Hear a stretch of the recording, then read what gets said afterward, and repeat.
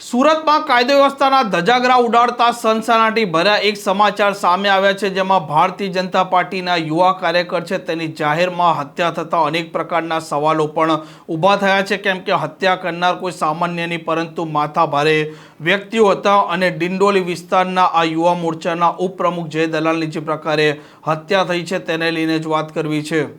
વૈષ્ણવજન તો તેને કહીએ જે પીડ પરાઈ જાનાને રે।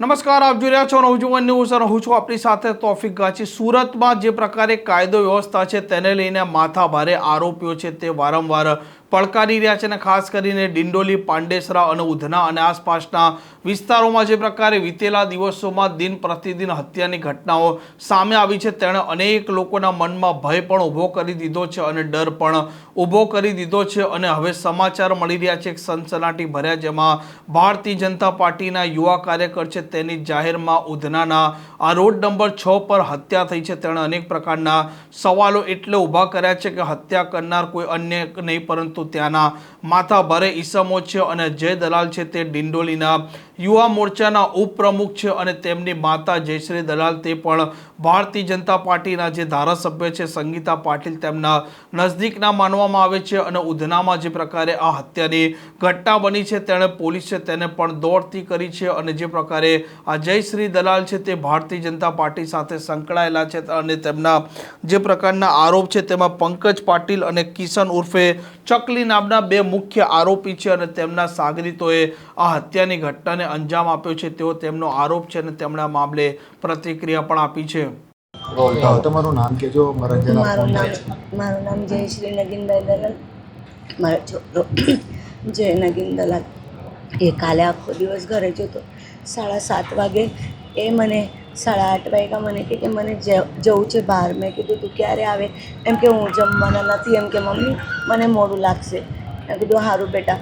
એ ગયો, મને કે નહીં, પાછું 12:15 12:30 દરમિયાન મને ફોન આવ્યો કે એને મિલિંદ ચકલી અને પંકજ પાટીલ કરીને 3 છોકરા હતા, એ બહુ બધા ઘાવ મારી દીધેલા છે તો એમને એપલ હોસ્પિટલ અમે ખસાડ્યા છે।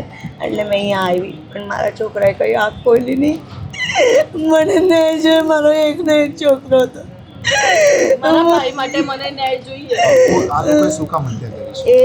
એમને ઉધના પોલીસ સ્ટેશનથી પાસો થયેલો તો એમનું કહેવાનું મતલબ એવું હતું કે જય માટે અમને પાસો થયો એટલે દુશ્મની કાઢતા હતા। જયે પોલીસને કહીને પાસો કરાવ્યો છે, બસ આ જ દુશ્મની હતી, બીજું કોઈ જ નહીં। આરોપીઓ કોણ છે? શું કામ ધંધો કરે છે? આરોપી જ છે। એ હું ધંધો કરે તો મારતા જ ફરે, કેટલી વાર જેલમાં જઈ આવ્યા છે। પણ આ વખતે એમને ફાંસી, મેં એની મોટી બેન છું અને અમારે એટલે મારો ભાઈ થતો હતો અને મોટો એટલે બાપ તરીકે મને આજ સુધી એને રાખ્યું છે અને એ લોકોને ખાલી સજા નહીં, ફાંસી થવી જોઈએ તો મારા ભાઈને ન્યાય મળશે। નહીં મળે તો આ પોલીસ કર્મચારી કંઈ કામનું નહીં, મીડિયા બી કંઈ કામની ના મળે। પ્લીઝ ન્યાય અપાવજો બધા। આમ થોડાક દિવસ પહેલા ડિંડોલી પોલીસ સ્ટેશન વિસ્તારમાં પણ જાહેરમાં હત્યાની ઘટના બની હતી અને તેણે પણ આ પોલીસ છે તેને દોડતી કરી હતી। ક્યારેક ડિંડોલી, ક્યારેક પાંડેસરા તો ક્યારેક ઉધના છે, આ વિસ્તારોમાં અસામાજિક તત્વો છે તેમના સૌથી વધારે વરઘોડા પણ નીકળ્યા છે। તેમ છતાં પરિસ્થિતિ છે તે આજે પણ ઠેરની ઠેર છે, કેમ કે આ વિસ્તારના જે માથાભારે વ્યક્તિઓ છે તે શું હવે પોલીસને પણ ગણી નથી રહ્યા તેવા પણ આ હત્યાની ઘટનાઓ પછી સવાલો ઊભા થઈ રહ્યા છે। આ પ્રકારની ક્રાઇમ સ્ટોરી માટે નવજીવન ન્યૂઝ ચેનલ સાથે જોડાયેલા રહો। નમસ્કાર।